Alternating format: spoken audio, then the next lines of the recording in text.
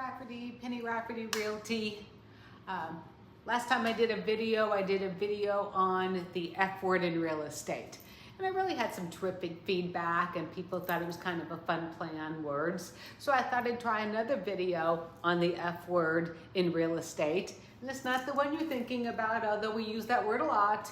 We're going to talk about financing. And I want to talk to you a little bit about financing because I want to, as I talk to my buyers, give them some recommendations how we can make the process smoother.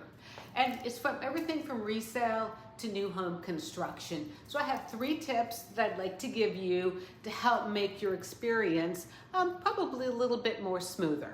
So the first thing I'm going to recommend to you is that you shop lenders. And you may not know this, but there are banks, there's credit unions, there's mortgage brokers, there's mortgage bankers, and so each of them have a different set of fees. They all have substantially the same programs, but some of the fees may be different. So you want to make sure that you talk to all the different people. And many times my buyers tell me, hey, I bank with Bank of America, Wells Fargo, they have all my money, I'm going to use them. And that's great, but they're a big bank and they're a little bit harder to deal with, in my estimation, having done this for over 20 years. So that's why I encourage you to shop. I also have a Rolodex of rock star lenders. Now, I don't get anything from it other than I already have a personal relationship with them. So I have their cell phone number, I've had lunch with them, I know where their office is, so it might be a little smoother transaction because I can look them in the eye, kick them in the shins, call them on the cell phone, and maybe because of my relationship, we have a little bit smoother transaction.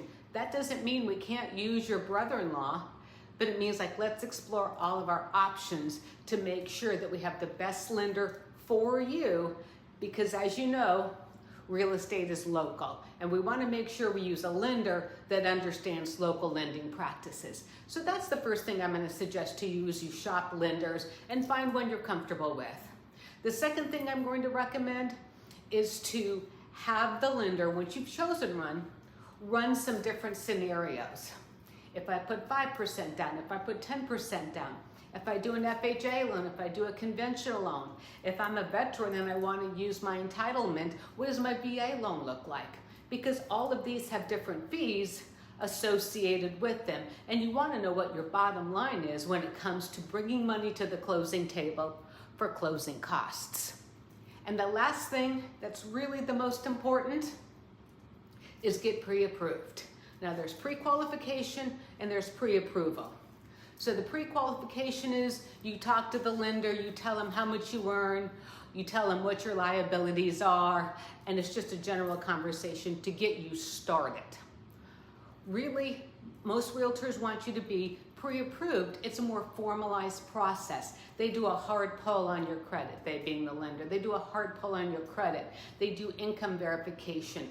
They look at your bank statements. They may even send you through underwriting so that when you walk out and you go with your real estate agent and you go shopping, you're confident that you are shopping in the right price range because there's nothing worse than falling in love with the house and you can't afford it. So make sure you get pre-approved. So when we go shopping for your house, you know you can afford it. Not only the final purchase price, not only what you have to bring to closing, but also if they run the different scenarios, you know what your monthly obligation is, what your PITI is, which is principal, interest, taxes, and insurance. Because you need to bake that into your monthly budget to make sure that you're comfortable. Also, don't forget, a lot of people have HOAs, so you need to bake that in. Make sure your house is energy efficient. You need to bake that into your decision. Also, property taxes. Specifically in Savannah, there are areas in Savannah where you pay both county taxes and city taxes.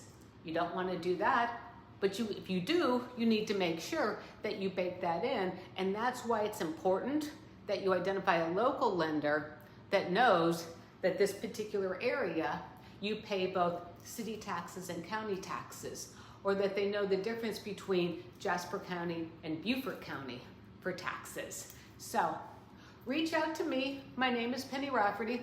I have a rock-style Rolodex of lenders, home inspectors, appraisers, anything you need to help make your real estate transaction smooth. And again, this is great for either resale or new home construction. I'm happy to find your next home in Savannah or here in the low country of South Carolina. Reach out to me. Looking forward to talking to you soon.